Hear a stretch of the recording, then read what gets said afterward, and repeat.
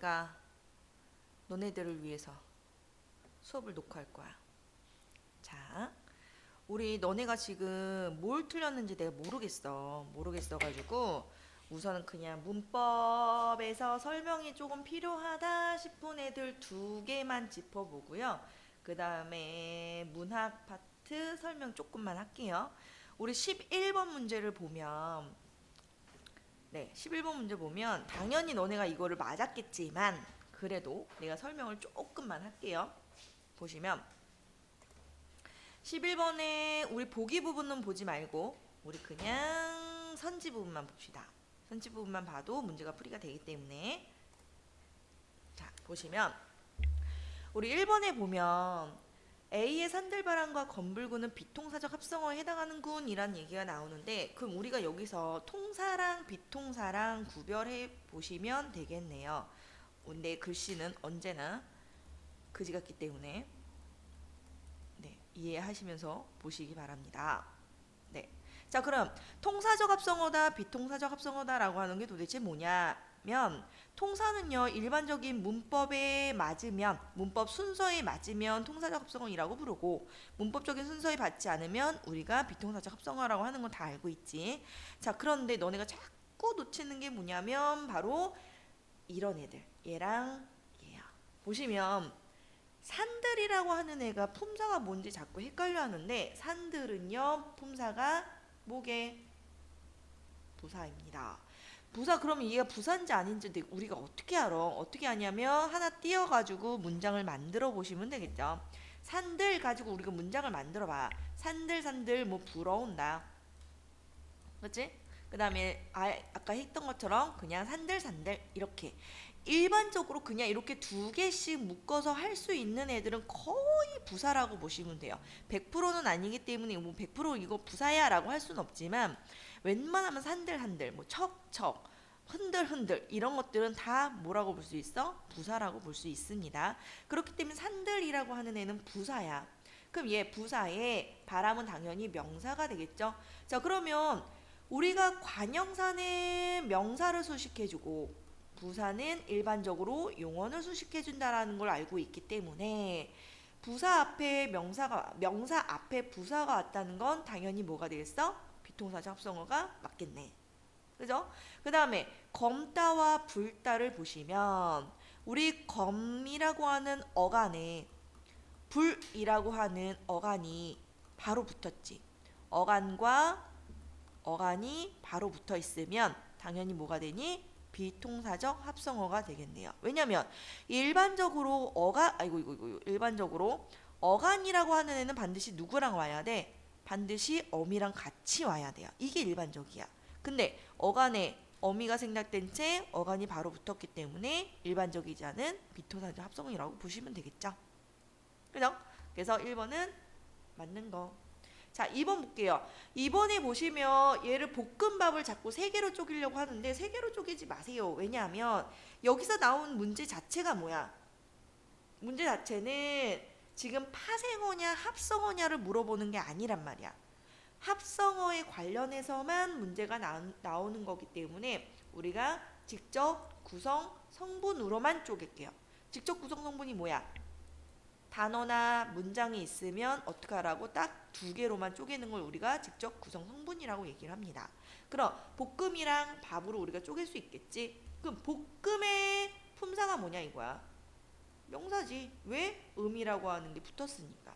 밥은 당연히 명사가 되겠죠. 명사랑 명사가 합쳐져서 볶음밥이라고 하는 것 자체가 명사가 됐기 때문에 합성 명사 맞겠네. 그 다음 2번째 산과 그늘도 마찬가지로 명사가 되겠죠. 명사가 합쳐져서 산그늘이라고 하는 것 자체도 명사이기 때문에 합성 명사라고 볼 수 있겠다. 맞고 그 다음에 몇몇을 볼게요. 몇몇이라고 하는 애는 우리 몇이요 부사인지 아니면 관형사인지 모르겠어. 그럼 어떡하라고? 문장 만들어 보시라고요. 몇 사람, 몇 분, 몇 개, 즉 뒤에 올 수 있는 애들이 다 뭐야? 명사기 때문에 몇이라고 하는 애는 당연히 품사가 관형사가 되겠다. 그럼 몇몇은 관형사끼리 합성된 합성 관형사요. 그쵸? 관형사가 합쳐서 결국 얘가 관형사가 돼버리잖아. 그래서 합성 관형사가 맞고요. 척척 박사는요. 척척이라고 하는 건 부사가 되겠지. 그 다음에 박사는 명사가 되겠고요. 근데 부사랑 명사랑 합쳐진 건 당연히 비통사적 합성어야. 근데 3번에서는 비통사냐 통사냐 물어보지 않고 뭐래? 척척 박사 자체가 부사랑 명사랑 합쳐져서 척척 박사라고 하는 게 명사로 쓰이고 있지요. 그러니까 합성 명사록은 맞겠네. 3번 맞다고 체크해 주시고요. 자, 4번 보시면요. 껑충껑충 두 개씩 합쳐질 수 있는 건 대부분 우리가 부사라고 했죠. 껑충 뛴다. 껑충 몰라. 어쨌든 껑충 뛴다. 부사예요. 부사가 합쳐졌고 차례차례도 마찬가지로 아유 뭐 근데 얘는 뭐냐 부사냐 부사를 물어보는 게 아니네. 부사지만 결국 얘는 같은 게 반복되는 합성어겠군. 맞겠지 뭐. 그 다음에 우리 봅시다. 5번 같은 경우는요. 뭘 보셔야 되냐면 우리가 다른 거는 다 괜찮아. 품사 따진다는 건 다 알고 있어. 그런데 우리 5번과 같은 경우는요. 이거 어떻게 5번과 같은 경우는요. 앞에 명사가 먼저 나오고 뒤에 용언이 나오는 경우. 앞에 명사가 나오고 뒤에 용언이 나오는 경우. 이 경우에는 품사를 따져주시는 게 아니라 뭘 따지라고? 문장 성분을 따져주시라고요. 네, 문장 성분을 따져서 얘가 문법적으로 맞으면 통사적 합성어고요. 문법적으로 맞지 않으면 비통사적 합성이라고 봐주시면 되겠네요. 자, 그러면 그 문장 성분을 따지라는 건 뭐냐면 주어 서술어, 목적어 서술어, 부사어 서술어 이 관계를 따지시라고요. 그러면 우리 여기다가 조사를 한번 넣어보자. 조사 뭘 넣을 수 있어? 그치? 빛이 난다. 빛이 나는 이라고 해주시면 빛이에 해당하는 문장 성분은 주어가 될 거고 나다에 해당하는 건 서술어가 되겠네. 우리가 일반적으로 볼 때요. 우리 국어 문법은 주어가 먼저 나오고 서술어가 뒤에 나오지? 이게 일반적이야. 그렇기 때문에 통사적 합성어라고 볼 수 있겠네. 됐죠? 자, 그러면 힘쓴도 보자 이거야. 얘도 앞에 조사를 한번 넣어보자. 문장 성분을 따져볼 때 제일 좋은 거는 격조사를 한번 넣어보시는 게 제일 좋아요. 그럼 문장 간의 짜임을 파악할 수 있겠죠. 자, 그러면 조사를 넣어보면 뭘 넣을 수 있어? 힘을 쓰다 넣을 수 있네.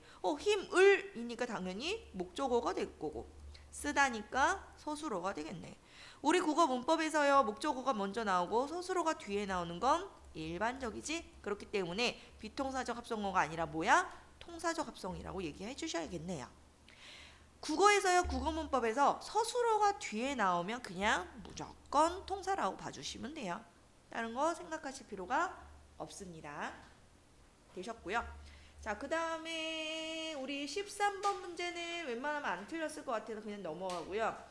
14번도 안 틀렸을 것 같아. 14번도 안 틀렸을 것 같은데 해보자. 뭐 어때? 14번을 하는 이유는 만약에 14번을 틀렸다 라고 한다면 함정에 빠졌을 거야. 무슨 함정에 빠지냐? 14번의 학습자료 박스만 잠깐 볼게요. 자, 보시면요. 여기에 함정 있지. 우리 되다랑 아니다라고 하는 서술어 앞에 나오는 애는 무조건 뭐라고? 보어라고. 됐지? 그래서 얘를 뭐로 헷갈리냐면 뭐랑 헷갈리냐면 서술절이랑 헷갈려 버려. 그냥 아무 생각 없이 철수는 주어구나. 군인이 되었다가 서술어네. 근데 서술어 안에 주어 서술어로 되어 있네. 아싸 얘 격문장. 서술절을 아는 격문장이야 라고 하면 틀리는 거지. 왜 분명히 얘기했다시피 되다와 아니다 앞에 나오는 얘는 주어가 아니라 뭐라고? 보어라고요.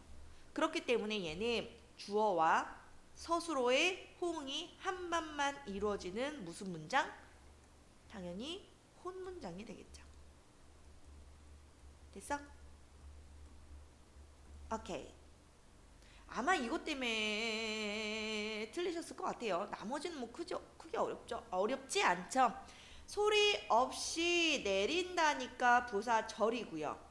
다음 주까지 끝내기니까 명사절이고요. 내가 살던 고향이니까 관형절이고요.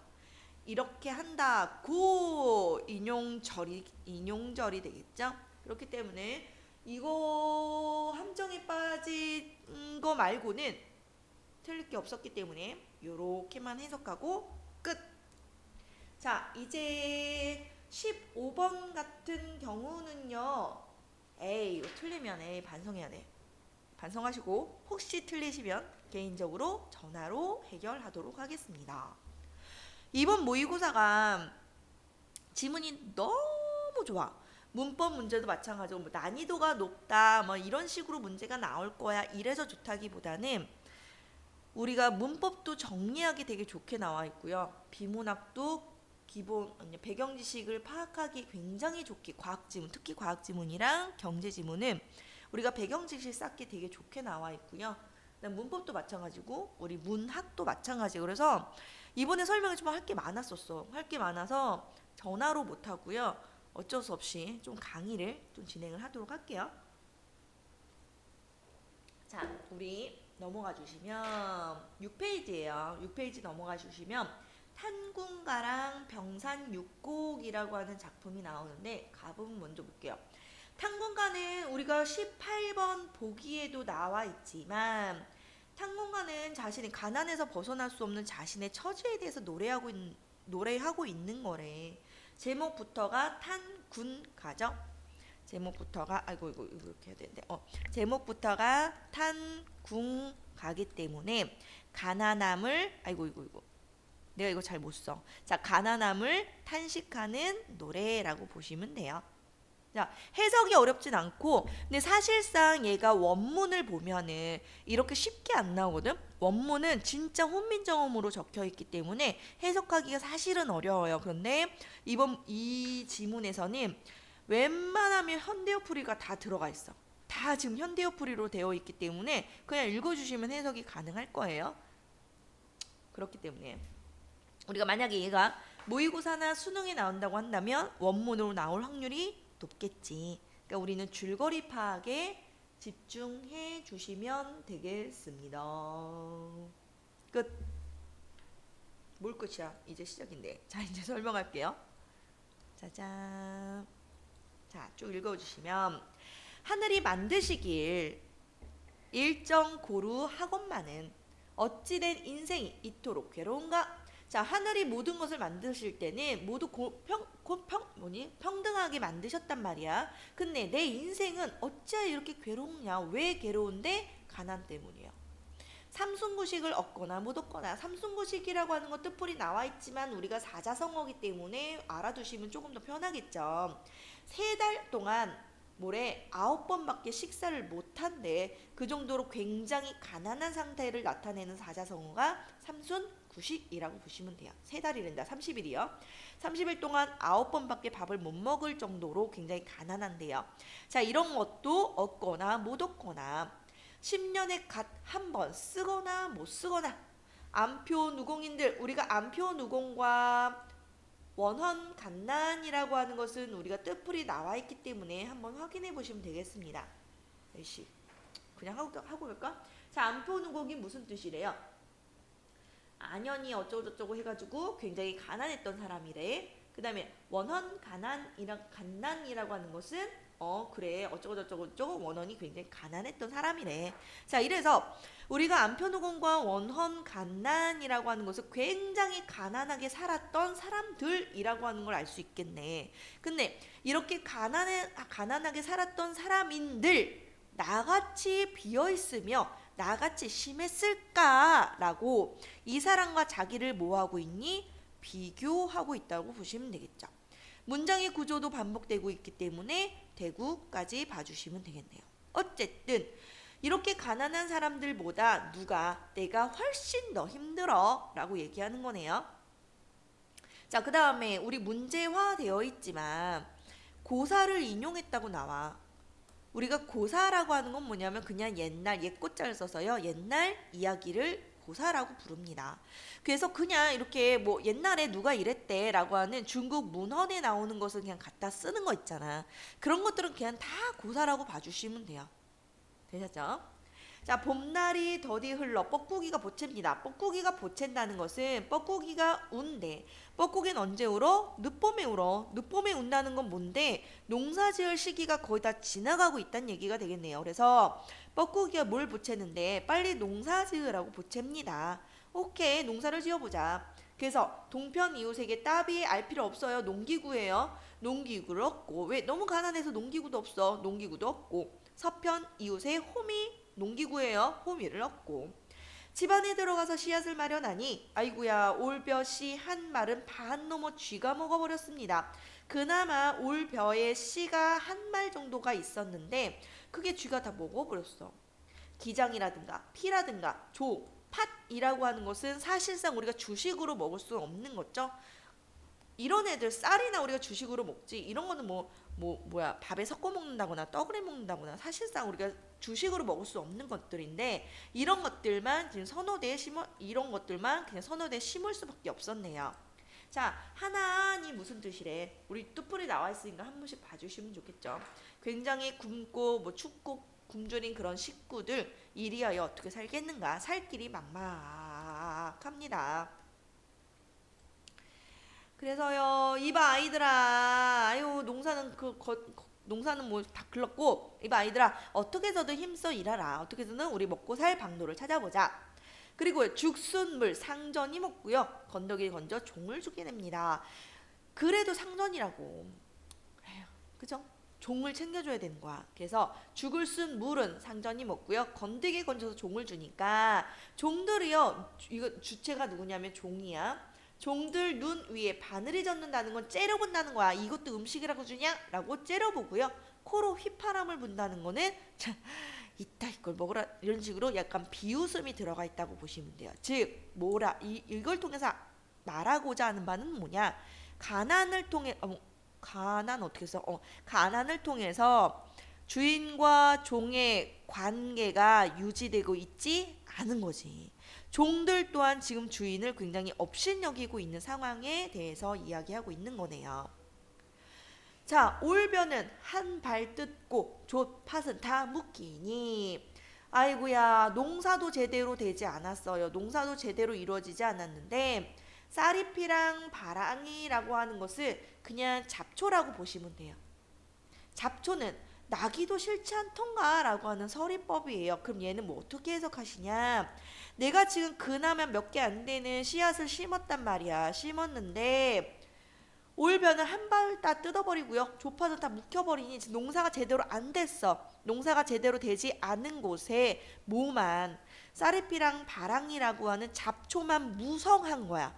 이렇게 잡초만 무성한 밭을 보면서 뭐라고 생각하냐면, 야, 이런 잡초들은 그지 같은 밭에서 낙이 싫지도 않던가. 어쩜 이렇게 많이 날 수가 있지? 잡초만 무성하네 라고 봐주시면 되겠죠.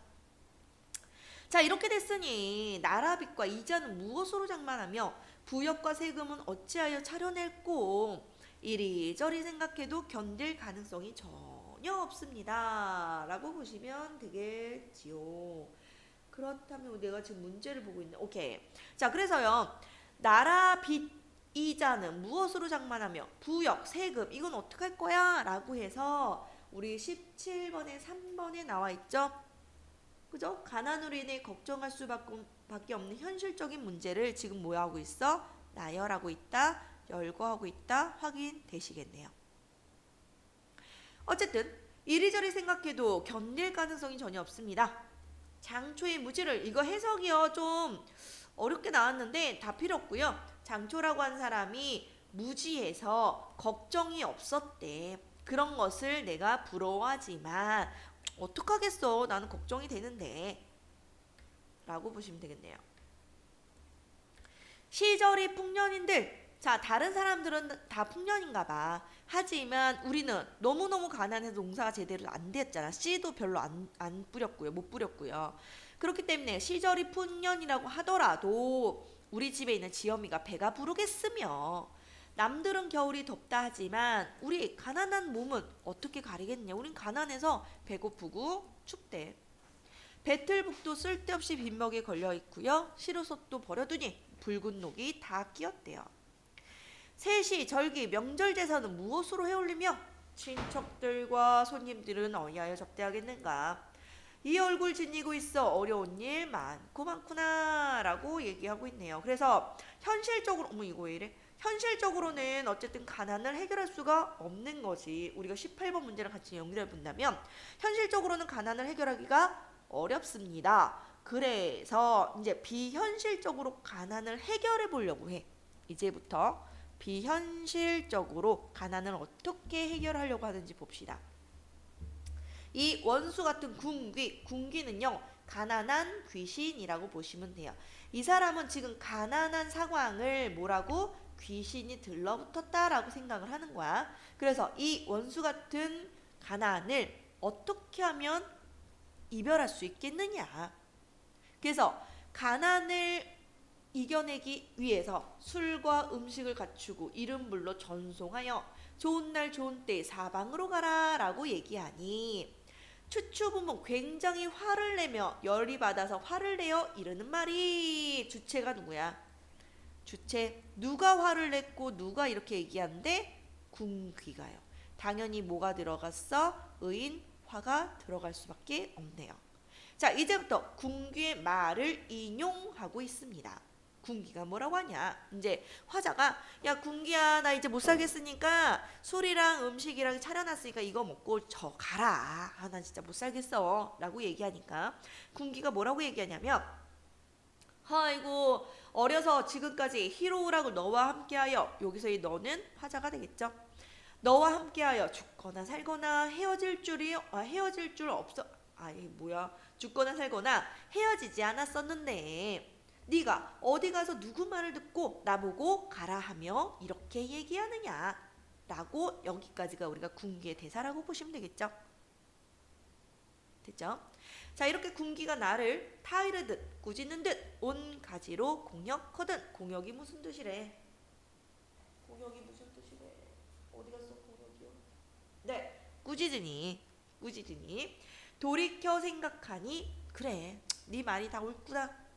이렇게 무정한 세상에 모든 사람들은 다 나를 버렸지만 너 혼자 군귀라고 하지만 즉 가난이라고 하지만 너 혼자 나에게 믿음이 있어 나를 버리지 아니하니 억지로 내가 너를 피하여 잔꾀로 너를 헤어지려고 했구나 라고 지금 뭐하고 있어? 깨닫고 있는 거네요. 그러니까 결국은 비현실적으로도 헤어질 수가 없는 거네. 가난을 벗어날 수가 없는 거네요. 자, 여기서부터 이제 화자는 그럼 현실적으로도 그 다음에 비현실적으로도 가난을 벗어날 수 없다고 판단을 했어. 그러니 이제부터 뭐 할 수밖에 없어? 에휴 받아들이자. 에휴 가난한 건 내 운명이구나 라고 받아들이는 순서로 가게 되겠죠. 자, 그래서 뭐라고 생각하냐면 하늘이 만든 인의 가난을 즉 내가 가난한 건 뭐 때문인 거야? 운명인 거야. 설마들 어떻게 하겠느냐. 그렇기 때문에 여기서 알 수 있는 화자의 세계관은 운명론적인 세계관이라고 봐주시면 되겠죠. 그죠? 자, 이렇게 아유 나 어차피 가난한 건 내 운명이야. 벗어나려고 발버둥 쳐도 소용이 없어.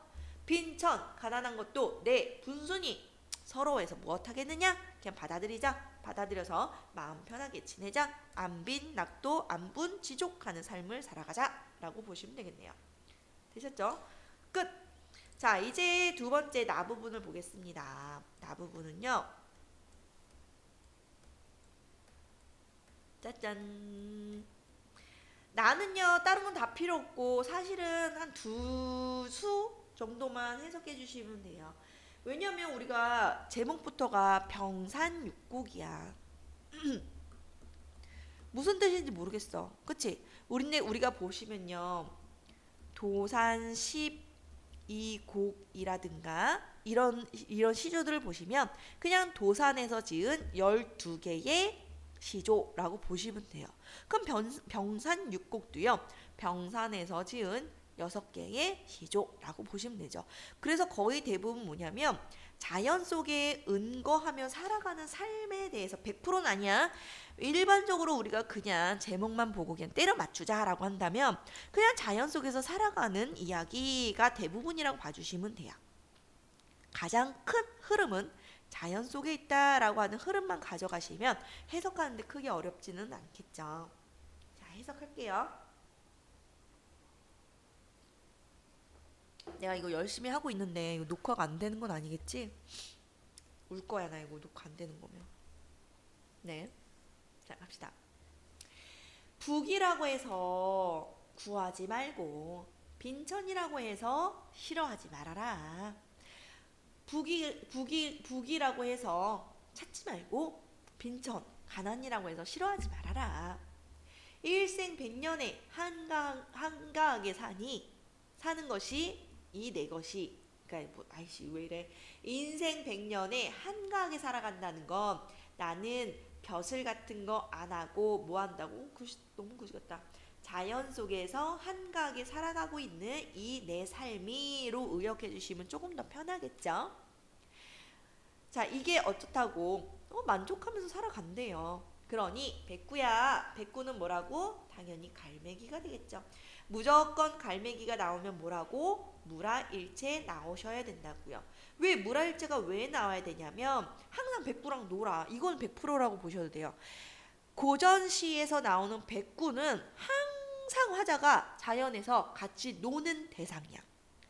자연이랑 같이 노니까 무라일체 당연히 나오셔야죠. 자연과 내가 한 몸이 되는 거니까. 어쨌든 백구야 날지 말아라. 그러니까 도망가지 말아라. 너와 뭐 하겠대? 만기하오리라. 만기는 뭐 하는 건데? 속세를 잊고 자연 속에서 살자. 결국 백구야 우리 뭐 하라고? 에휴 북이 때려치고 빈천 싫어하지 말고 일생 100년 동안 한가하게 자연 속에서 살자 라고 보시면 되겠네요. 이수 갈게요. 천심절벽 서 있는 아래 일대장강이 흘러간다. 천심절벽, 이거 절벽이야. 절벽에 내가 이렇게 서 있다고 그림을 그려봅시다. 서 있는 아래에 일대장강, 긴 강이 이렇게 강이 흘러가고 있는 거네요. 얼마나 아름다워. 자, 백구, 또 백구 나왔어. 백구로 벗을 삼는데, 그치? 그러니까 뭐 물알제 나오셔야 돼요. 자, 백구랑 같이 놀면서 어조니까 뭐야? 물고기 잡는 거야. 자, 어조생애로 늙어가니.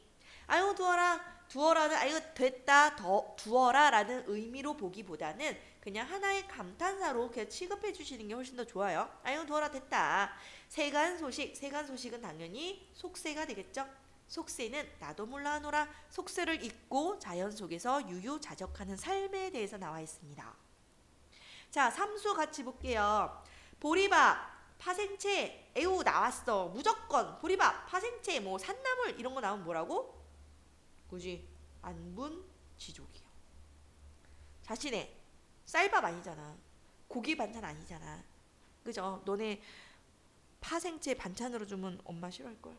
네, 어쨌든 자, 보리밥과 파생채가 나오면 뭐라고? 자신의 분수에 만족하는 삶이요. 어떤 삶이라고? 속박 아니야? 소박이요. 소박한 삶을 나타낸다고요. 자, 이런 것도 많이 먹는 게 아니라 양을 맞춰 먹은 후에 모제, 초가집이래요. 초가집을 다시 쓸고 북창 밑에 누워있으니 우리도 밥 먹고요. 누워있는 게 제일 좋지. 자, 누워있으니 그냥 누워있는 거에 못해서 눈앞에 태공, 이게 뭐지? 공 아시 하늘이라고 볼게요. 자, 넓은 하늘에 구름이 떠있대. 내가 배불리 먹고 이렇게 누워있는데 하늘에 구름이 이렇게 떠가고 있습니다. 얼마나 좋겠어. 마찬가지로 자연 속에서 유유자적하는 삶이라고 보시면 되겠네요. 자, 여기까지는 해석이 크게 어렵지 않았어요. 그리고 우리가 집중해서 보셔야 되는 건 바로 몇 수야? 1, 2, 3, 4수랑 아이고 나 미안. 자, 4수랑 5수만 집중해서 보시면 됩니다. 자, 이 시를요 권구라고 하는 사람이 지었대요. 권구는 목 아파. 잠깐만 물 좀 마시고. 보니까 원장님이 노하우를 알려주셨어. 이게 영상 수업을 하면 애들이 안 봐놓고선 봤다 그러고 막 스킵해서 넘기고 막 이러니까 중간중간 뭘 숨겨놓으셨더라고. 그래서 나도 숨겨놓을 거야. 자, 번호를 하나 숨깁니다. 내가 이거 끝날 때까지 번호를 3개 부를 거야. 로또 번호처럼. 그래서 내가 동영상을 봤는지 수업을 들었는지 안 들었는지 이 번호를 통해서 확인해 보겠습니다. 자, 우선 우리가 4수랑 5수가 중요하다고 했으니까 4번. 첫 번째 번호는 4번이야. 숫자 다 기억해 주세요. 내가 이따가 물어보면 숫자 얘기해봐. 그러면 4, 뭐 이렇게 내가 3개 얘기할 거야. 이거 기억 못하는 거 아니니? 야, 나도 기억 못하겠다. 어쨌든 4번입니다. 4 기억하세요. 됐어. 자, 권구라고 하는 사람을 볼게요. 권구라고 하는 사람은요, 굉장히 능력이 출중했대. 출중해서 근데 그 당시에 우리가 당파 싸움이 심했죠? 아마 권구가 영조 뗄 거야. 영조. 왕으로 따진다면 영조 뗄 거예요.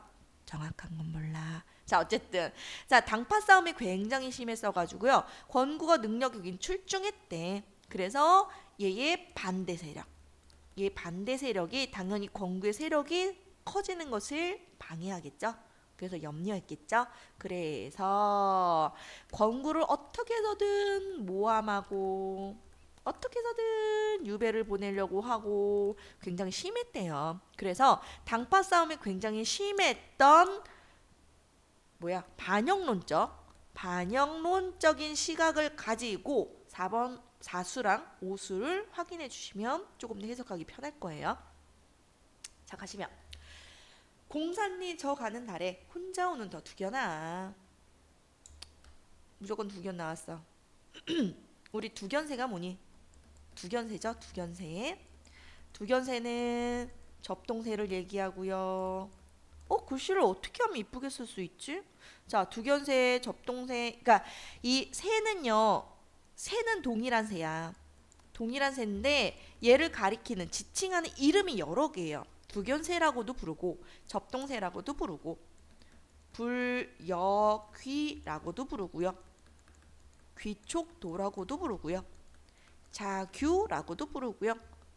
소쩍새라고도 부르고요. 다 같은 말이라고 보시면 돼요. 자, 얘가 이렇게 이름이 많은 이유는 뭐 때문이냐면 이 새에 관련된 전설이 너무 많기 때문이야. 전설이 많다는 얘기는, 우리 전설은요 항상 뭐로 끝나?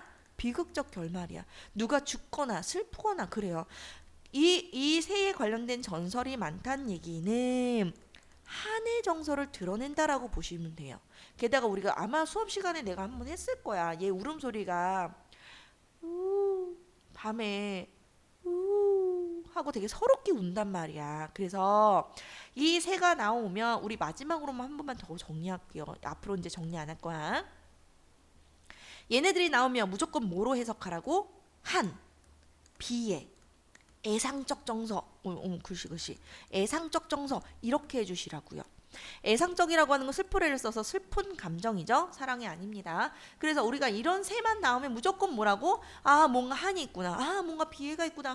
뭔가 슬픈 느낌이구나 라고 해석을 해주시면 돼요. 게다가 저 두견이 울고 있대. 이런 어떤 동물에 대해서 감정을 드러내는 말이 나오면 우리가 감정이입으로 보시면 되겠죠. 그러면 화자가 지금 울고 싶은 거야. 왜 울고 싶냐면 공산리 저 가는 달에 혼자 오는 더 두견아. 왠지 딱 봐도 뭐고 하고 있어? 외로워요.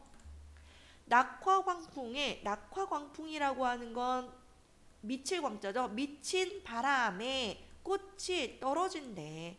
낙화광풍이니까 우리가 아까 했던 반영론적인 시각으로 바라보자 이거야. 그럼 낙화광풍은 뭘 의미하겠어?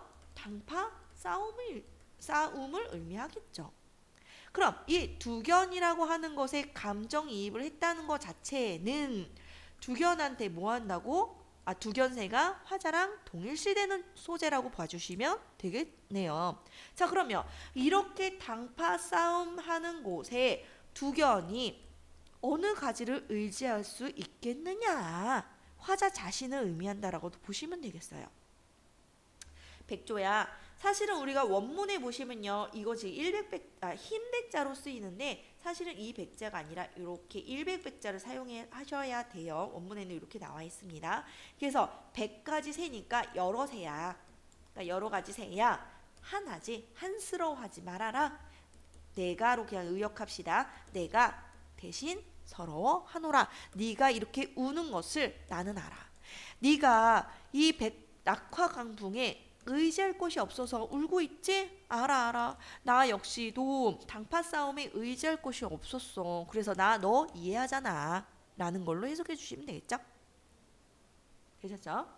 자, 오수도 마찬가지로 반영론적인 시각으로 해석해 주세요. 저 까마귀 짖지 말아라. 이 까마귀야 쫓지 말아라.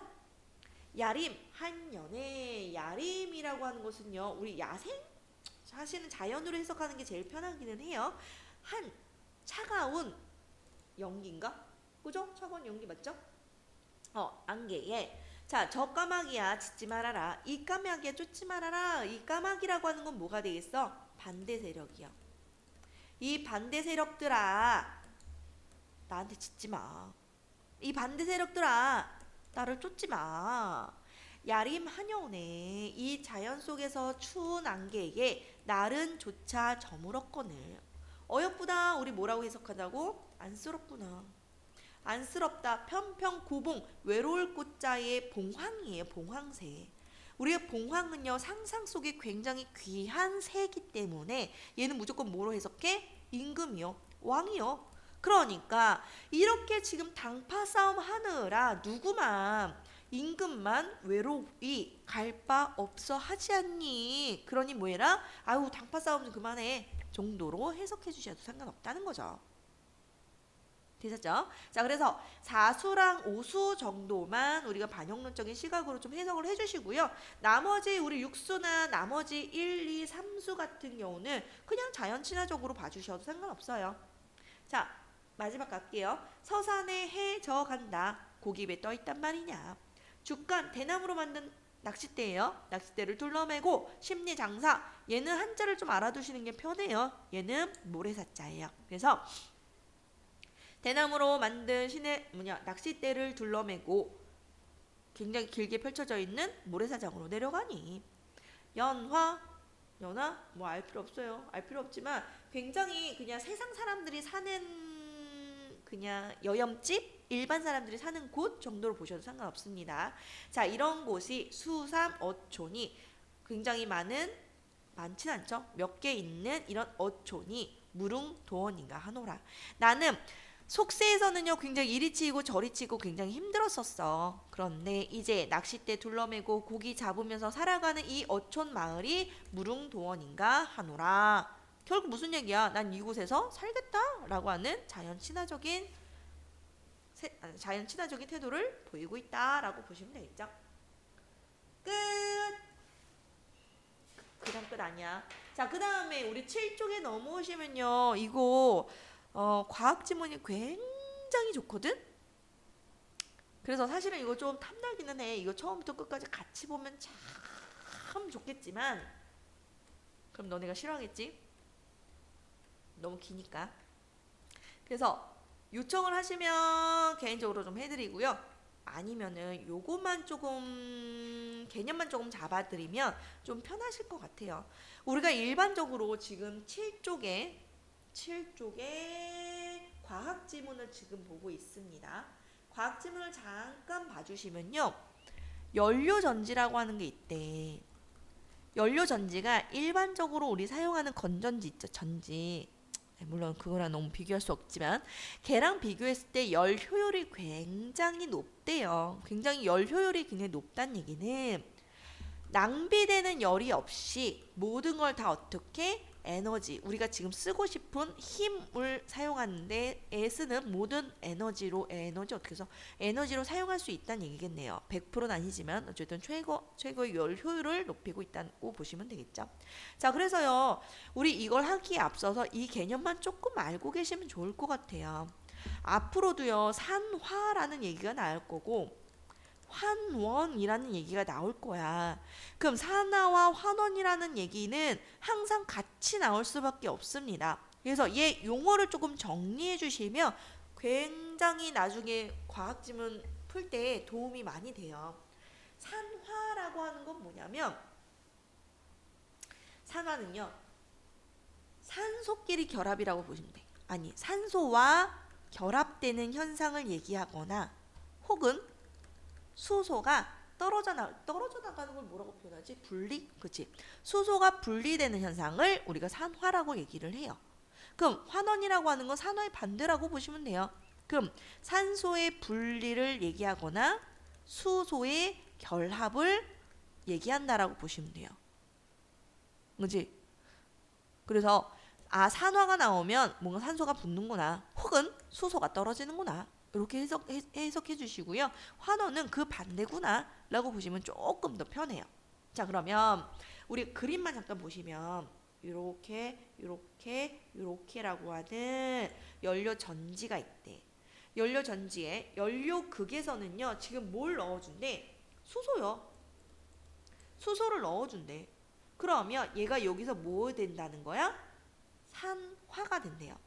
산화가 된다는 얘기는 수소가 분리가 된대. 그럼 수소 이온이랑 아니 이온은 아니야. 그러니까 수소랑 수소의 내가 정확하게 과학 지식을 전달해 주지 못하는 것에 대해서 참 죄송하게 생각합니다. 어쨌든 자, 우리가 수소라고 하는 애랑요. 그다음에 에너지라고 하는 전자가 분리가 된대요.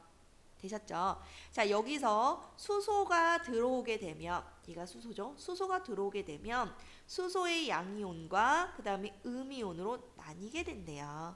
나뉘게 되면 얘는 어디로 가는 거야? 연결돼 있는 전지를 통해서 여기로 들어가게 되고요. 이 수소만 어떻게? 전해질이라고 하는 건 뭔가의 물질을 전해주는 거라고 봐주시면 돼요. 자, 그래서 H 양이온. 이거 양이온이라고 부르는 거 맞니? 이따 내가 이과생한테 물어볼게. 자, 어쨌든 얘가 이렇게 전해질을 통해서 어디로 갔는데 공기극에서 만나게 된대요. 그 공기극에서요. 공기가 들어온대. 공기는 산소잖아. 그죠? 산소가 만나게 되면 H랑 산소가 여기서 만나게 되면 H2O라고 하는 뭐가 돼버려? 물이 돼버린대. 됐지? 수소를 넣어준대요. 공기를 넣어준대요. 그럼 수소가요. 전자를 발생해서 얘는 전기 에너지, 여기서는 지금 전기 에너지로 사용한다는 얘기고요. 그럼 수소는 기체잖아, 기체. 얘가 넘어오고요. 공기를 만나서 어떻게 된다고? 물이 된대요. 그럼 얘가 되는, 이 물이 되는 과정에서 뭐가 발생하게 된대? 열이 발생하게 된대요. 그럼 열이 발생하면 얘는 다시 뭐로 할 수 있어? 난방 같은 걸로 활용할 수 있겠지. 그럼 전기로 갔어. 그죠? 전기로 가서 인버터에서 지금 뭐 한대? 전기로 사용하게 된대요. 됐지? 자, 이게 왜 좋대? 첫 번째, 열 효율을 높인대요. 열 효율이라고 하는 건 앞에서도 잠깐 얘기했지만 낭비되는 에너지 없이 모든 걸 우리가 힘을 이용한 어떤 뭔가 운동 에너지라든가 뭐 전기 에너지라든가 모든 에너지를 다 쓸 수 있다는, 즉 여효율을 높일 수 있다는 장점이 있고요. 두 번째는 여기서 보시면 뭐 탄소라든가 이런 거 발생 안 되잖아요. 그렇기 때문에 환경 오염을 아예 써버릴까? 환경 오염을 줄여준다라고 하는 장점이 있대요. 되셨죠? 기본적으로 요것만 알고 계시면 지문 다시 한번 읽어보시고요. 그래도 만약에 해결이 안 된다. 나 이거 잘 모르겠어요. 라고 한다면 얘는 좀 개인적으로 봐드리는 방법으로 하겠습니다. 끝. 자, 이제 우리 번호를 하나 더 심을까요? 경제 지문 있잖아. 경제 지문은요. 되게 좋았거든? 우리 10쪽이요. 경제 지문이 굉장히 좋았는데 10쪽이요. 근데 이거까지 하면 1시간이 넘어버릴 텐데 1시간 넘게 이거 동영상을 하면 보겠니? 나 같으면 안 볼 것 같아. 그죠? 그래서 이 경제도 했으면 참 좋겠는데 요것만 좀 할게요. 우리 29번이요. 이 29번을 보는 방법, 이거 29번에 이 그래프 보는 방법만 조금 할게요. 봐봐. 그래프를 보시면요. 얘는 노동을 나타내. X축은요. 노동을 나타내고 Y축은요, 임금을 나타내. 우리가 좀 쉬운 말로 해보자. 노동이라고 하는 것을 그냥 노동자로 바꿔보시면 조금 더 편해요. 그 다음에 임금이라고 하는 건 그냥 월급, 돈이라고 생각해 주시면 조금 더 편해요. 그래서 이런 그래프가 나왔을 때 다른 거 그냥 쉬운, 내가 이해하기 편한 쉬운 용어로 바꿔주시는 게 훨씬 더 좋고요. 그 다음에 이런 거 수치 있잖아. 우리 문과생들이 제일 싫어하는 거, 특히나 내가 제일 싫어하는 거. 이렇게 추상적으로 나타내면 난 모르겠어. 그럴 때 어떻게 하라고? 그냥 구체적으로 좀 정리를 해주세요. 그럼 얘를 노동자의 수가 얘가 10명, 20명, 그래프가 좀 기네. 그럼 얘는 한 35명, 얘는 45명 이 정도로 할까? 자, 노동자의 수가요. 10명, 20명, 35명, 45명 정도로 해봅시다. 임금이요. 임금이 얘가 지금 100만 원, 얘는 150만 원, 얘는 한 250만 원으로 할까? 250만 원으로 합시다. 이렇게 하면 조금 더 편해요. 그 다음에 LS가 뭐라고? LS는요. 노동을 공급하고 싶어 하는 사람들이니까 뭐겠어? 노동자요. 일을 하고자 하는, 취업을 원하는 사람들의 숫자라고 봐주시면 되겠죠. 그치? 그 다음에 LD는 뭐래? 노동의 수요래. 수요는 필요로 한다는 거잖아. 노동을 필요로 하는 거니까 기업이나 공장이나 어쨌든 기관들이 되겠죠. 그죠? 뭐라고 하냐? 노동자를 원하는 기관들이라고 봐주시면 돼요. 그러면 당연히 월급이 올라가게 되면 노동을 하고 싶어 하는 사람들의 숫자가 높아질 거야. 그 월급이 높아지게 되면 기업에서는 사람들을 덜 뽑으려고 할 거야. 그렇기 때문에 그래프가 얘는 공급선은 올라가게 되고 수요곡선은 내려갈 수밖에 없겠죠. 그죠?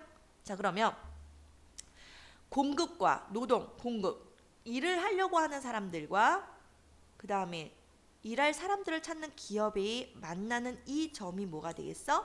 완전 고용 상태라고 보시면 되겠죠. 그 이 완전 고용 상태에서 취직이 되는 사람은 20명 정도가 될 거고 월급은 150만 원 정도가 되겠네요. 되셨어요? 그래프 어떻게 보는지 알겠니? 그러면 다시 내가 문제 보기를 해석해주고 싶은데 그럼 너네가 문제 풀 수 있는 기회가 상실되잖아. 그래서 그냥 그래프를 보는 방법만 지금 설명을 하고 있어요. 자, 그 다음에 월급이요. W1에서 WF로 올라가게 됐어. 그럼 W1에서 일할 사람이 요 정도였어. 일할 사람이 10명 정도 있었어. 근데 월급이요. WF 150만으로 올랐어. 150만으로 오르면 일을 하려고 하는 공급곡선이랑 만나는 그 숫자를 보시면 돼요. 100만 원일 때는 10명이 일을 하려고 했고 10명이 일을 할 수 있고 150만 원이 되면은 어떻게 20명이 일을 하려고 하고 공급곡선으로 따진다면 되는 거 맞니? 되죠? 자, 그러면 수요곡선도 아예 볼까요? 월급이 100만 원이야. 월급이 100만 원이면 기업에서 뽑으려고 하는 사람은 몇 명이 있어? 필요로 하는 사람은 한 25명이 되겠네요. 그치? 수요곡선을 해야 되니까. 그 150만 원으로 올랐어. 오르게 되면 기업에서 필요로 하는 숫자는 20명 정도가 되겠네요. 이렇게 보시면 되겠죠? 힌트는 여기까지. 번호 하나 숨깁시다. 아까 번호가 4번이었잖아. 이번에는 6으로 갑시다. 뭐 근거는 없어. 그냥 6으로 해. 그쵸? 4번이랑 6번. 이따가 내가 물어보시면 4번이랑 6번 대답해 주시면 됩니다. 끝. 자, 마지막이에요. 이제 내가 설명할 거 마지막인데요. 현대시만 조금 살펴보시면 될 것 같아요. 현대시 아마 다 알고 있을 거야. 이거 다 해석이 가능하실 거예요. 해석이 가능하겠지만 그래도 내가 하는 이유는 그냥 버리기에 너무 아까운 시들이고 문제가 어렵게 나오면 굉장히 어렵게 나올 수 있는 시기 때문에 우리가 한 번씩 좀 살펴보도록 할게요. 근데 야, 이거 1시간, 그치? 지금 50분 정도 했어요. 10분 안에 끝내야 1시간 정도 되는 것 같아요. 1시간 수업이 되는 것 같아요. 가급적 10분 안에 끝내는 걸로 하고, 10분 더 넘어가면 어때? 아유, 해 그냥. 모르겠어. 자, 해봅시다. 보시면요, 백석시예요. 백석이 나오면 우리가 뭘 생각해 주시면 되냐면 뭐 일제강점기, 글씨 어떡해, 일제강점기, 글씨 어떡해. 괜찮아, 그냥 해. 자, 백석하면요, 그냥 다른 거 다 필요 없어. 일제강점기 사람이라고 하는 거 알아주시면 되겠고요. 아하, 여기가 잘 안 써진대. 원장님이 와서 지금 얘기해 주셨어. 자, 백석이라고 하는 사람은 여기도 잘 안 써지는구만. 자, 백석이라는 사람이 오면 일제강점기 생각해 주시고요. 이 사람이 되게 중요하게 여겼던 건 향토성을 굉장히 중요하게 여겼어요. 향토성, 그죠? 고향의 느낌, 시골 느낌 나는 거. 근데 사실은 여기서도 향토적인 색깔이 많이 드러나긴 하지만 여기서는 향토성보다는 뭐가 더 중요하냐면 그냥 고향에 대한 그리움 혹은 자기 내면 의식 이런 게 훨씬 더 중요하다고 생각해 주시면 돼요. 자, 이 사람이요. 정확하지 않은데 정확하게 알아와야 되는데 참 미안해. 정확하지 않습니다. 이 사람이요. 간동가 만주인가 어쨌든 중국에 갔어요. 중국이라는 얘기는 타양이 되겠지? 일제강점기 때 타양에 가서 혼자 있어. 게다가 백석이 부유하게 살았던 사람이 아니에요. 가난하게 살았던 사람이야. 그러니 간도나 만주에서 굉장히 가난한 삶을 살았겠죠. 가난한 삶을 살았는데 이제 방구석에 앉아서 흰 벽을 바라보게 됩니다. 흰 바람벽이 뭐예요? 라고 한다면 그냥 바람을 막아주는 벽이라고 보시면 되는데요. 그냥 흰 벽 정도로 해도 상관없어요. 자, 흰 벽을 바라봅니다. 자, 우리도 그렇잖아. 멍하니 힘들게 살아가고 있는 상태에서 우리가 멍하니 앉아서 그냥 하얀색 벽을 바라보고 있어. 그럼 잡념이 들잖아요. 잡념이. 그럼 멍하니 보게 되면서 이 흰 벽에 그리워하는 사람들의 얼굴도 스쳐 지나갈 것이고 내 내면을 들여다보는 내 내면 어떤 외로움도 느껴지게 될 것이고 쓸쓸하기도 할 거고요. 내 내면 의식, 잡다한 생각들이 펼쳐질 거란 말이야. 근데 그것을 얘가 지금 내 머리가 뭐가 되냐면 빔이야, 빔. 빔 프로젝터. 빔이 쫙 쏘서 내 흰 바람 벽에 내 내면 의식이 그려진다라는 전제하에 시를 쓰고 있다라고 보시면 돼요. 됐니? 그렇기 때문에 흰 바람벽이라고 하는 것 자체가 무슨 의미겠어? 화자의 내면 의식을 드러내준다고 보면 되겠네. 그럼 내면 의식을 드러내준다는 건 무슨 뜻이야? 자기 자신을 돌아본다는 성찰이라고 하는 개념으로 보셔도 상관없겠죠. 그렇기 때문에 1행에 나와 있는 흰 바람벽이라고 하는 것은 화자를 뭐 할 수 있는 성찰하게 해주는 매개체, 성찰 매개체로 보셔도 상관없고요. 화자의 내면을 드러내주는 매개체라고 보셔도 상관없겠네요. 됐죠? 무슨 느낌인지 알겠니? 됐지 뭐. 자, 10 해석할게요. 오늘 저녁 이 좁다란 방의 흰 바람벽에 어쩐지 쓸쓸한 것만이 오고 갑니다. 자, 흰 바람벽에 내 내면을 들여다봤더니 쓸쓸한 것만이 오고 간다는 얘기는 나 지금 화자가 어떻다고? 그래, 쓸쓸하다고. 쓸쓸한 감정이요. 이 시는요, 크게 세 부분으로 나눠서 보시면 편해요. 첫 번째 부분, 두 번째 부분, 세 번째 부분으로 좀 나뉠 건데 지금 첫 번째 부분 하고 있어요. 첫 번째 부분에서는 뭘 얘기할 거냐면 이쪽 잘 안 써진대. 쓸쓸함, 화자의 쓸쓸함이라든가 외로운 감정에 대해서 이야기할 거예요. 자, 그럼 내 흰 바람벽을 바라봤더니 쓸쓸한 것만 오고 간대.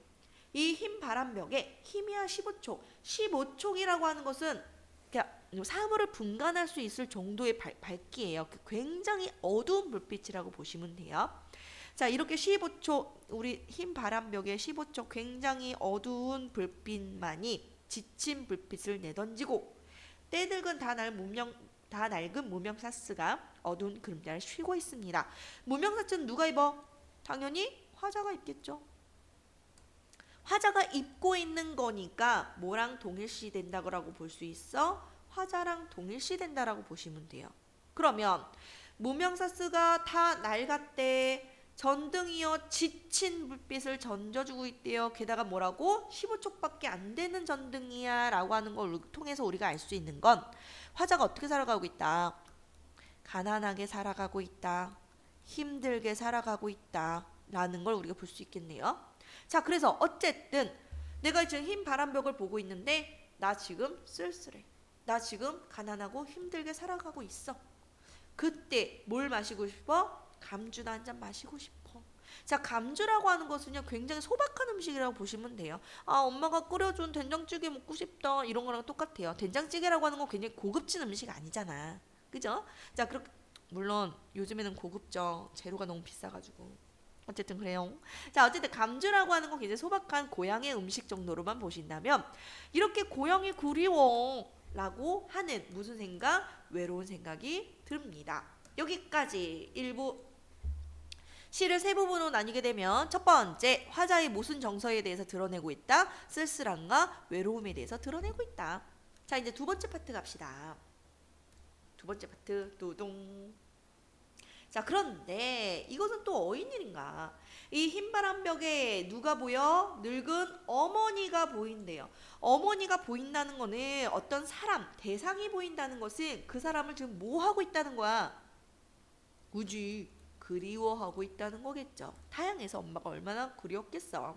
자, 어머니가 그립습니다. 근데 내 상상, 근데 어머니가 지금 뭐 하고 있는 거야? 내 지금 상상 속이죠.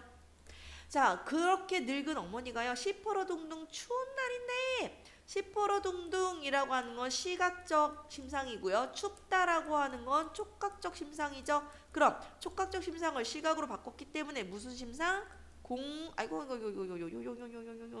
공감각적 심상이라고 보시면 돼요. 필요 없어. 이런 거 중요하지 않아. 어쨌든 굉장히 추운 날인데 차디찬 물에 손을 담그고 무며 배추를 씻고 있습니다. 누가? 어머니가. 어디에서? 화자의 상상 속에서. 이걸 통해서 어머니는 항상 어떻게 살았던 사람이야? 고난하게 살았다고? 말이 되니? 몰라. 굉장히 힘들고 가난하고 그렇게 살아오셨던 그런 어머니가 생각이 나는 거네요. 자, 두 번째 또 누가 생각났네? 사랑하는 사람이요. 아하. 첫 번째에서는요 화자의 어머나 글씨 봐라 쓸쓸함과 외로움에 대해서 얘기했다면 두 번째 파트는요 어머니라든가 사랑하는 사람이라든가 즉 그리움의 대상에 대해서 지금 얘기를 하고 있어요.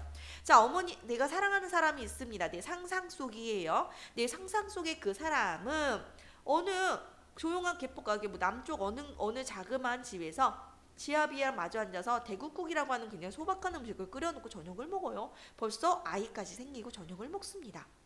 되셨죠? 여기까지 2부예요. 그래서 뭐 하고 있다고? 어머니랑 사랑하는 사람에 대한 그리움이 두 번째 파트의 핵심 정서다라고 보시면 되겠네요. 자, 그럼 세 번째 볼게요. 이렇게 시가 끝나면 너무 슬프겠다. 그치? 자, 그러면 이 사람은 이제 뭐 하냐면 내가 왜 이렇게 쓸쓸하고 외롭지? 내가 왜 이렇게 누군가를 그리워하면서 이렇게 힘들게 살아가지? 내가 왜 이렇게 가난하고 고생하면서 살아가지? 에이씨, 죽어버려야지 라고 하는 것이 아니라 이제 이거를 이겨낼 수 있는 정신승리를 하게 됩니다. 무슨 얘기냐? 자, 그런데 이제 어느 사이인가 흰 바람벽에 뭐가 보이는데 내 쓸쓸한 얼굴을 쳐다보며 내 쓸쓸한 얼굴을 쳐다보는 거니까 내 무엇을 들여다본데 내 내면이요. 내면을 들여다보니 이런 글자들이 지나갑니다. 글자라고 하는 것은 화자의 내면 의식을 그냥 단순하게 뭐 한다고? 글자화 시켰다고 보시면 돼요. 이걸 우리가 활자화 시킨다고 보시면 되죠. 우리 그런 거 있잖아. 일기장에 이렇게 쓴대요. 아이씨, 나 내일부터 공부 열심히 해야지 라고 우리가 그냥 생각하는 것이 아니라 일기장에 뭐라고 써? 내일부터는 무조건 공부 100시간 이렇게 적잖아요. 내 시간을 지금 뭐하고 내 생각을 지금 뭐하고 있니? 활자화시키고 있죠. 글자화시키고 있죠. 얘도 마찬가지로 화자의 내면의식을 그냥 글자화시키면서 표현하고 있다라고 보시면 돼요. 그죠? 자, 그럼 흰 바람벽에 뭐라고 써 있냐면 따다다다다다다 이렇게 써 있대요. 나는 이 세상에서 가난하고 외롭고 높고 쓸쓸하고 이렇게 살아가도록 태어났대. 우리 앞에서 했던 탄공가랑 연결해 봅시다.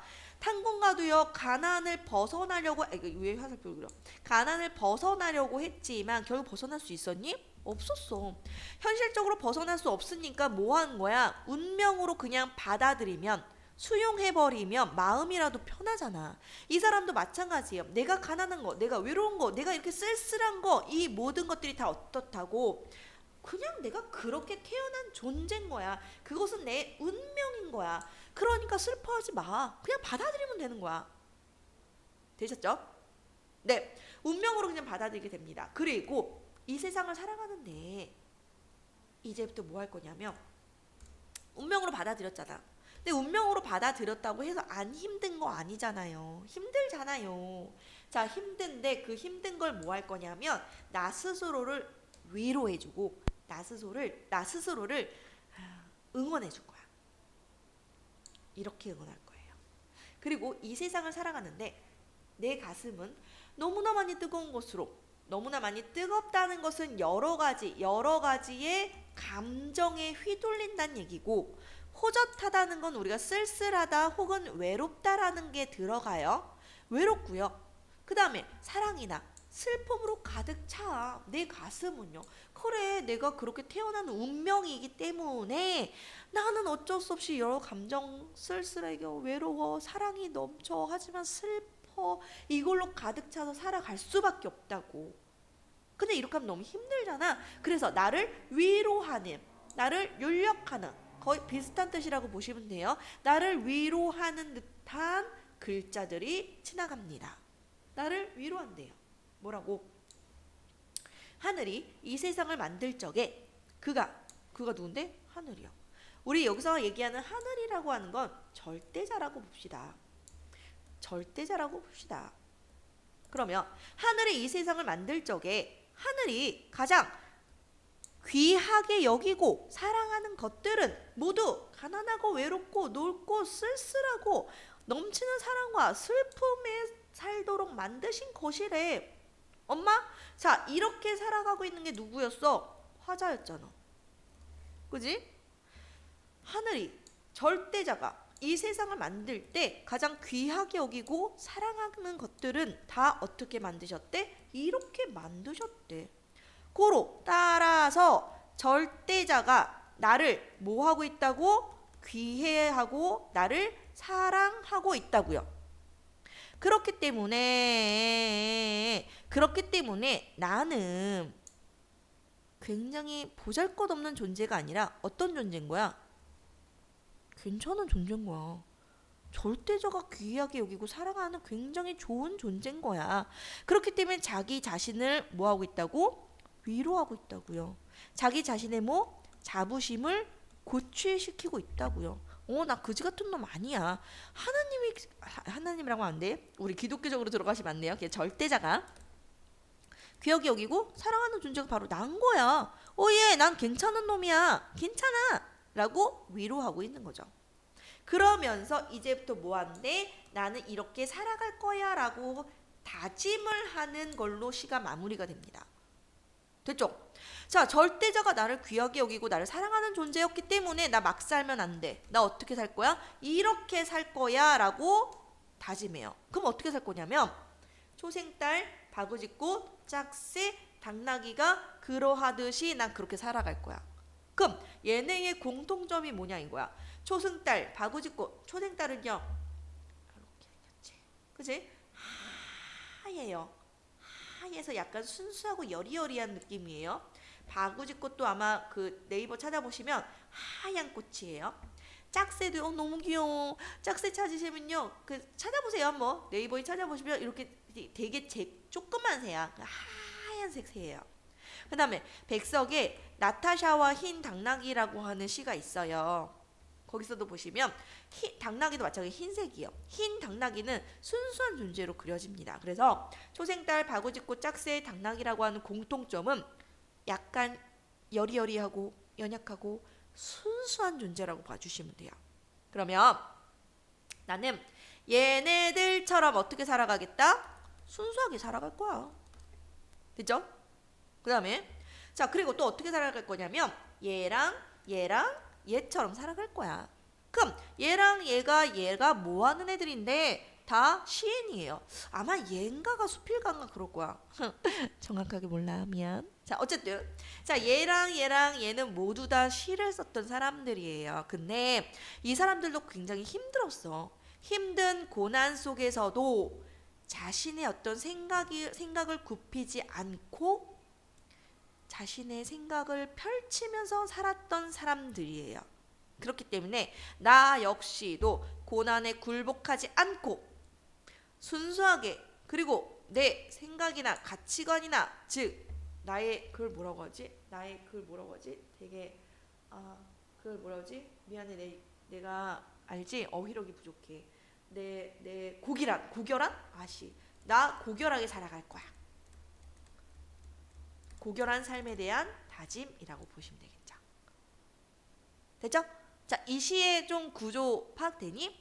첫 번째 부분에서는요. 나 외로워 쓸쓸해라고 얘기하고 있고요. 두 번째 부분에서는요. 나 그립다. 엄마랑 사랑하는 사람 그리워. 라고 하는 굉장히 힘들게 거기에 뭐까지? 가난하다고 얘기하고 있잖아요.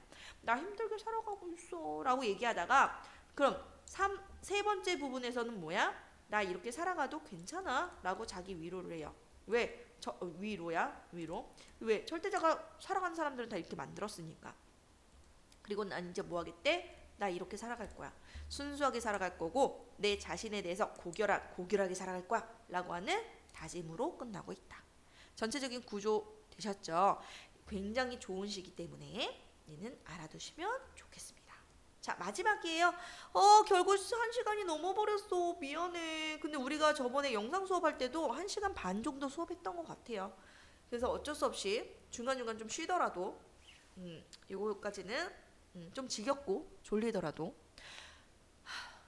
힘들어. 나도 힘들어.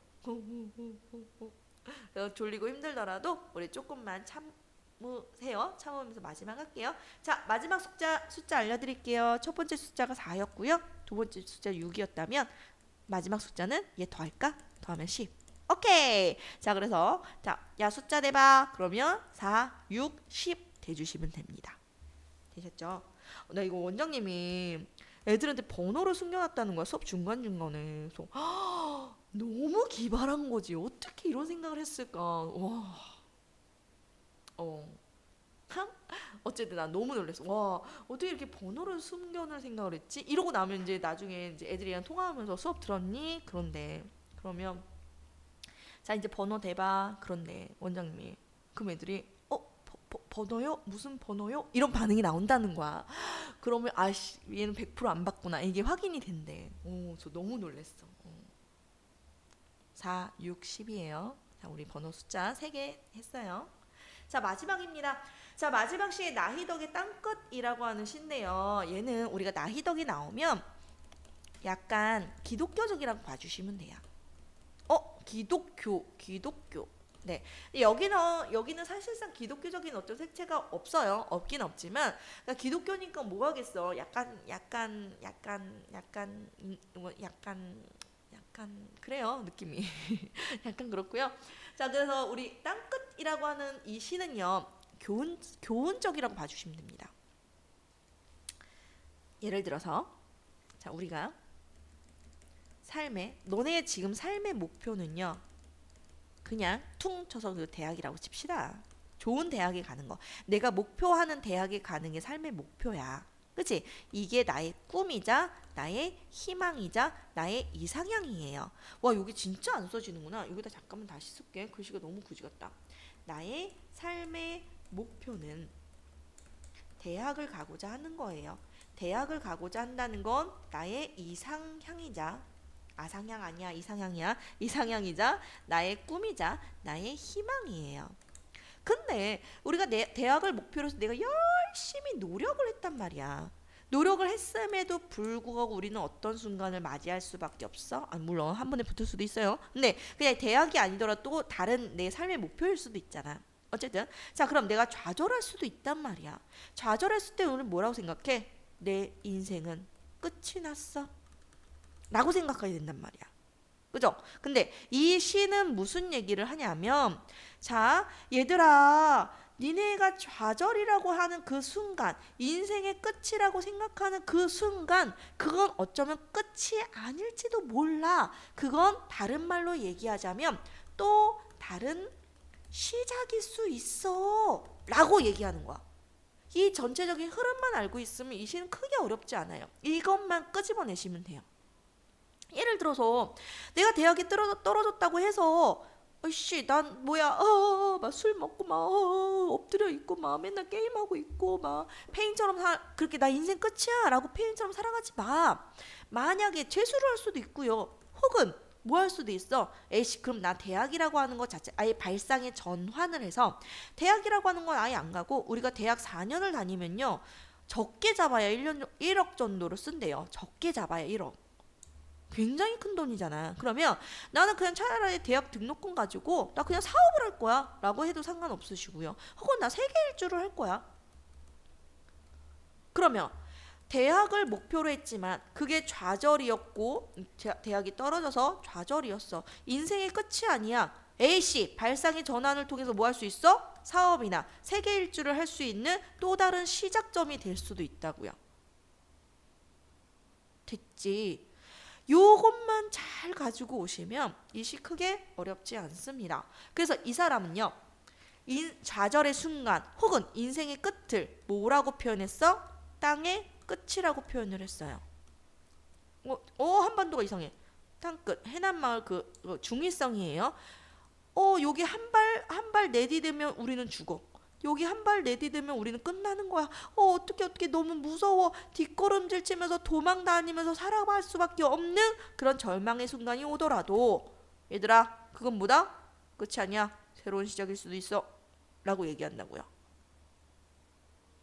되셨죠? 그래서 이제 갑시다. 산 넘어 고운 노을을 본대요. 노을을 본다는 건 노을을 내가 보기 위한 거잖아. 보고 싶은 거잖아. 그러니까 노을은 뭐가 되겠어? 나의 꿈이자 안 써져. 희망이자 이상향일 수 있겠다. 그지? 산 넘어 고운 노을을 보려 오고 그네를 힘차게 차고 올라 발을 굴렀지라고 하는 건 노을을 보기 위해서 내가 뭐 했다고? 노력했다고요. 하지만 그 노을이 나의 꿈과 희망과 이상향이라고 하는 것이 결국 어떻게 됐다고? 어둠에게 잡아먹혔다고요. 나 뭐 했어? 좌절했어. 나 뭐 했어? 실패했어요. 됐지? 이것만 알면은 시 해석 되게 쉽죠. 그래서 나를 태우고 날아가던 그네줄이 그네줄은 나를 태우고 다닌대. 그 우리 앞에서도 똑같잖아. 백석의 그 흰 바람벽에 뭐야 흰 바람벽이요. 그죠? 자 거기서도요 무명 사스가 화자가 입는 거니까 화자랑 동일시한 것처럼 내가 지금 그네를 타고서는 날아 올라가려고 했잖아. 그렇기 때문에 그네줄이라고 하는 거는 화자랑 동일시되는 소재라고 보셔도 상관없겠죠. 자 얘가 오랫동안 뭐 한다고? 삐걱삐걱 떨고 있었어. 좌절과 실패로 인해서 뭐 하고 있었다고? 두려움을 느끼고 있었고요. 슬픔을 느끼고 있었고요. 좌절의식을 맛보고 있었다고요. 됐지? 자, 윤영기를 얘기한다고 보시면 돼요. 마찬가지로 윤영기예요. 나 어릴 때 나비를 쫓든 나비를 쫓아간다는 건 또다시 노을과 같은 의미겠지. 쫓아가는 거니까. 아름다움을 보기 위해서 즉 꿈과 희망과 이상향을 위해서 땅끝까지 찾아갔지. 땅끝이라고 하는 거 우리가 두 가지 중의성을 지니고 있습니다. 중의성이라고 하는 것은 두 가지 이상으로 해석되는 걸 우리가 중의성이라고 얘기를 하죠. 자, 땅끝은 정말 그냥 땅끝 마을, 해남에 있는 땅끝 마을이라고 보셔도 상관없고요. 혹은 좌절의 순간, 혹은 정말 인생의 끝. 그죠? 자 이렇게 아름다움의 책 난 무조건 대학에 가야지 하고 하는 그런 그냥 하나의 열정 겉표면의 아름다움만 취하기 위해서 땅끝을 찾아갔대. 이거일 수도 있고 이거일 수도 있어요. 결국 해석 어느 정도 해도 상관없어요. 근데 발상의 전환하래. 그건 아마도 끝이 아니었을지도 몰라. 그러나 살면서 몇 번은 땅끝에 서게도 되겠지. 그래, 너네 살면서 에휴 대학 떨어졌다고 해서 너네 모든 인생에서 첫 번째 실패고 첫 번째 좌절인 거지. 앞으로 우리 살아가면서 무수히 많은 실패와 무수히 많은 좌절을 하게 될 것이에요. 그치? 친구한테 사기당할 수도 있고요. 사랑하는 사람이랑 헤어질 수도 있고요. 결혼을 하는데 뭐 어려움을 겪을 수도 있는 거고요. 살아가면서 굉장히 많은 실패, 좌절, 즉 땅끝에 서는 그 순간이 굉장히 많을 거라고요. 파도가 끊임없이 땅을 먹어 들어오는 막바지에서 굉장히 삶을 위협하는, 그죠? 삶을 위협하는 그 순간, 뒷걸음질 치면서 어떻게든 도망치고 싶은, 겨우 목숨을 부지하면서 살아가는 그런 순간들이 오게 될 거라고. 살기 위해서는 이제 뒷걸음질만이 허락된 것이라고. 더 이상 앞에 나아갈 수가 없어. 어떻게든 도망가야 돼. 어떻게 해서든 좀 피하면서 살아가야 돼. 라고 파도가 아가리를 쳐들고 달려드는 곳. 그곳이 어딘데? 땅끝이요. 땅끝은 뭐라고? 좌절의 순간이라고요. 그치? 니네가 찾아다 한 것도 아니지만 거기 갈 수 있다고요. 끝내 발 디디며 서 있는 땅의 끝. 여기는 땅의 끝이야. 우리가 이렇게 절망의 순간 땅끝에 서 있습니다. 근데 시상의 전환, 이상하기도 하지. 뭐가 이상한데? 이것이 이상해요. 위태로움 속에 아름다움이 스며 있다는 거. 이렇게 땅끝에 와 보니 너무너무 위태로운데, 위태로운 때에 뭐 한다고? 발상의 전환을 해주면 오케이, 대학 떨어지면 뭐 어때? 아싸, 나 사업하지 뭐. 새로운 생각. 그치? 에이, 세계 일주 해버려. 에이씨, 나 재수해서 훨씬 더 높은 목표로 가버려. 라는 식으로 새로운 출발이 스며 있다고요. 우선 표현 방법 먼저 보시면 당연히 부정적인 시어에 긍정적인 시어가 같이 있으니까 뭐가 되겠어? 역설법 먼저 들어가셔야 되고요. 되셨죠? 자, 그래서 위태로움 속에 아름다움이 스며 있다는 것이 참 이상하기도 하지. 도치법 들어가 있죠? 그 다음에 또 땅끝은 늘 젖어 있다는 것이 이상하기도 하지. 예요. 땅끝이 늘 젖어 있다는 것은 땅의 끝이지만 파도가 밀려오는 바다로 본다면 바다의 시작점일 수도 있다는 거잖아. 그죠? 발상의 전환만 하면 이런 생각이 들어간다는 게 신기하기도 하대요. 그리고 이걸 보려고 세 번째, 또 그걸 보려고 몇 번은 또 여기 이르리라는 것이 이상하기도 하지. 우리가 매번 좌절의 순간, 매번 실패의 순간, 아, 내 인생 끝이야, 내 인생 끝이야 라고 생각하게 돼요. 몇 번은 그렇게 오게 돼 있어. 근데 그곳에 가서 뭘 깨닫게 된다고? 아, 이러한 것을 깨닫게 된다는 것이 이상하대요. 되셨죠? 끝. 그래서 인생의 절망 속에서 어떤 깨달은 삶이 아름다움과 희망으로 바뀔 수 있다라고 하는 주제를 담고 있는 시였습니다. 여기까지 끝. 자, 이제 보시고요. 나머지 틀린 거는 좀 고쳐주시면 될 것 같아요. 나머지 틀린 거는 좀 고쳐주시고 수업은 여기까지 하도록 하겠습니다. 나머지 문제풀이는요.